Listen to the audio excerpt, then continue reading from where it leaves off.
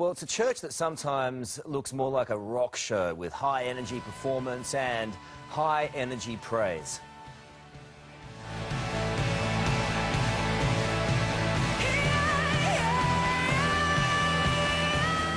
But now the Hillsong Church is under fire as its founder, Brian Houston, told a royal commission he did not contact police over allegations of sexual abuse surrounding his father. Well, Brian joins us now. Brian, good morning to you. Morning. Let's make no mistake about it. It's been a very, very tough couple of weeks for you, hasn't it? It certainly has, yeah. Two issues here.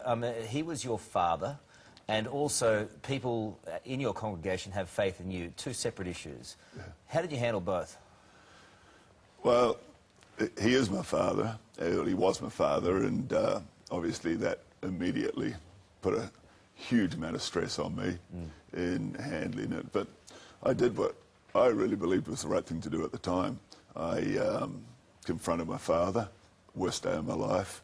What did he say? Because I'm not sure that too many people have heard too much about that, but here is a situation where you find out your father has sexually abused someone. What did he say in response to all of that, and how angry, what sort of emotions were going through your head? Well, the shock of finding out was just horrendous. And then, of course, having to confront him in my office was even more horrendous. And it was just such a difficult moment. I think he knew it was about to come down on him. And so he was depressed, he was stressed, and he just went all dry in the mouth. And he knew he'd done it. He knew he'd done it, and he admitted that he had did it. And you know, so it was tense and stressed, and I did what I had to do, which was at that time suspend his credential, ministry credential. And he never ever preached again, never ever ministered again in any form from that day on. The allegation is that, or one of the allegations were, or one of the criticisms were that you then tried to cover it up. How do you answer those criticisms? I find the cover-up word frustrating because I genuinely don't believe it's right. This person didn't seek to have any investigation? Any sort of police investigation? No, well, this is one of the things that made it complicated, is that he was adamant, and this came out last week even, that he didn't want any kind of police investigation or authorities or even a church investigation. He just wanted it dealt with. He just wanted to know that justice was going to happen.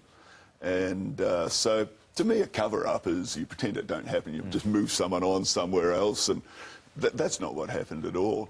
Well, I went to first the elders of the church, I went to our denomination, Australian Christian Churches, then they asked me to move aside, they started to deal with it, and on a basis of, you know, a few months, went around different aspects of our church and told them the story.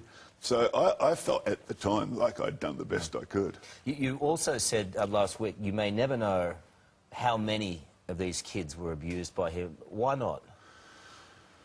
I just don't know now, because at that time I thought there was one, and then 12 months later it became clear that there was many more, mostly in New Zealand. These things happened when he was a pastor in New Zealand. I was 15 myself. The case we were dealing with last week, I was 15 myself.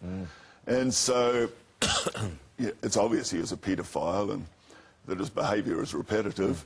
It seems like it was over a period of about a decade, in the late 60s, early 70s, and so you just don't know. I just do not know how far it went. I'm Catholic. I don't know whether you know that, but I've had troubles dealing with the way the church has handled, the Catholic Church has handled these allegations in the past, which I think is heinous the way they have handled it. As a member of your congregation, though, you addressed them yesterday.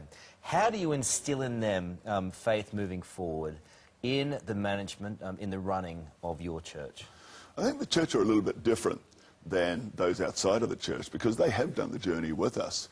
So there would be very few, unless people are brand new, there'd be very few people with any surprises.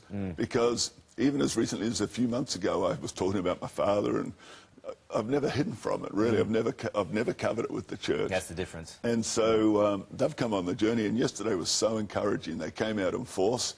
It was amazing. A lot more people even than usual. So you, just to clarify, people who are not in your church, you've been open and honest with your congregation from almost the start? Yes. Okay. Yes. And so yesterday you address them and you tell them exactly what's going on. Yeah. How do they respond? Well, they responded warmly. They love us, and you know, people always think, "Oh, what about the victim?" when you say that, but our church do care about the people. What about I mean, it's heartbreaking. And what about the victim? Well, a lot of people, you know, if they say they gave me incredible support, I mean, they gave us a standing ovation, but the moment I say that, there's people who are going to say, yeah, but what about the victim? Who's giving him support? And I mean, it's a fair question. It's a good question. And it just grieves me that my father damaged lives to that extent, like literally destroyed people's lives. It's a heartbreaking thing. And if I let it, it would also be a humiliating thing. Because what worse thing to be told about your father than that he's a paedophile? It's a cruel blow. I hate paedophilia. All right, well, we appreciate you being in today. I know it's been difficult for the victim.